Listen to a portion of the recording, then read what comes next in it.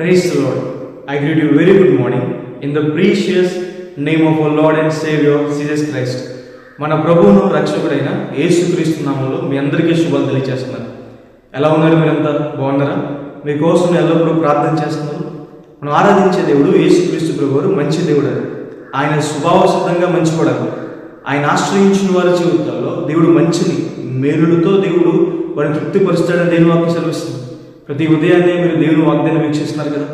దేవుడు మీ జీవితంలో కూడా గొప్ప కార్యాలు చేస్తారని, దేవుడు మీకు సహాయం అందిస్తారని దేవుని వాక్యం సెలవిస్తుంది. ఈ రోజు కూడా దేవుని వాగ్దానం ధ్యానం చేద్దాం. చూడండి, బైబిల్ చదవాలంతో ఒప్పించేది. కీర్తన గ్రంథం 16వ అధ్యాయం 11వ వచనం. నీ సన్నిధిలో సంపూర్ణమైన సంతోషం కలదు, నీ కుడి చేతిలో నిత్య సుఖములు కలవు. హల్లెలూయా. ఈ లోకంలో మనకు ఎక్కడా కూడా సంపూర్ణమైన సంతోషము, సంపూర్ణమైన సమాధానం దొరకదు.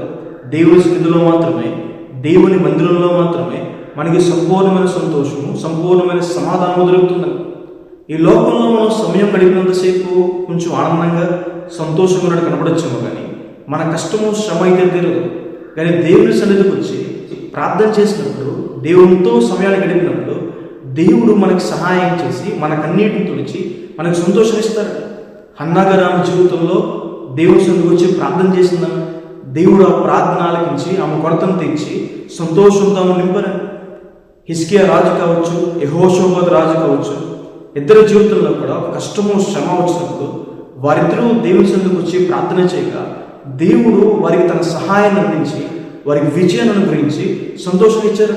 ఒకరి తల్లి వారిని ఆదరించినట్టుగా నేను ఆదరిస్తాను, యెరూషలేములోనే మీరందరూ ఆదరించబడతారని దేవుని వాక్యం సెలవిచ్చినట్టుగా దేవుడు తన మందిరంలో మనల్ని ఆదరిస్తాడు. తన వాక్యం ద్వారా, తన కార్యాల ద్వారా, తన మహిమ ద్వారా దేవుడు మనల్ని ఆదరించుకోవడం. ఈ లోకంలో ఎక్కడా కూడా దేవుడు అనుగ్రహించే ఆదరణ మనకు దొరుకుతుంది. దేవుడు మాత్రమే అది మనకు అనుగ్రహిస్తారు.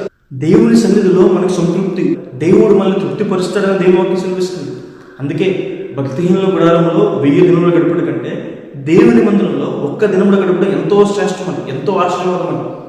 దేవుడు మార్తా గారితో అంటారు కదా, మార్తా మార్తా, నువ్వు అనేకమైన పనులు భారం పెట్టేసుకున్నావు, కానీ అవసరమైనది ఒకటే, ఉత్తమమైనది ఒకటే, దేవుని పాదాల దగ్గర కూర్చోవడం అని. హల్లెలూయా. దేవుని పాదాల దగ్గర కూర్చోవడం, దేవుని సన్నిధిలో ఉండడం మనకి దేవుని ఆశీర్వాదకరం. ఆయనతో సమయం గడపడం, ఆయనతో సహవాసం చేయడం మనకి మేలు అని దేవుని వాక్యం సెలవిస్తుంది. అందుకే దావీదు గారు అంటారు కదా, నా జీవితకాలం అంతా నేను దేవుని సన్నిధిలో ఉంటాను, దేవుని ముందులో ఉంటాను, నా కుటుంబంతో కూడా దేవుని సేవిస్తాను. కాబట్టి ఈరోజు దేవునికి ఇవ్వాల్సిన సమయం మీరు రోజు దేవునికి ఇవ్వండి. అలా ఇవ్వడం ద్వారా విశేషమైన ఆశీర్వాదం పొందుకుంటాము. దేవుడు మనం తృప్తిపరుస్తాడు. తన సంతోషంతో, తన సమాధానంతో దేవుడు మిమ్మల్ని నింపుతాడు, దేవుడు మిమ్మల్ని ఆదరిస్తాడని దేవుని వాక్యం సెలవిస్తుంది. ప్రార్థన చేసుకుందాం. చూడండి, సర్వశక్తి మందిర, జీవంగల దేవేశ, మహోన్నతుడ, మహిమగల దేవ, ప్రభువా మీకు వేలాది వేలాది వందనాలేసే. ఈరోజు వాగ్దానం ద్వారా మాతో మాట్లాడినందుకు దేవ మీకు వందనాలు. ప్రియులు ఎంతమంది అయితే ప్రభావ మీ వాగ్దానం వీక్షిస్తున్నారు ప్రభావ, వారి జీవితంలో మేలు చేయండి, మీ సహాయం దయచేయండి. మీ మందిరంలో తృప్తి చేత, మేలు చేత ప్రభావం తృప్తిపరచండి ప్రభా. యేసయ్యా మీ సహాయాన్ని సాగ వారికి అందించండి, వారిని సంతోషపరచండి ప్రభా. వారిని ఆదరించండి, దీవులు కుమ్మరించండి.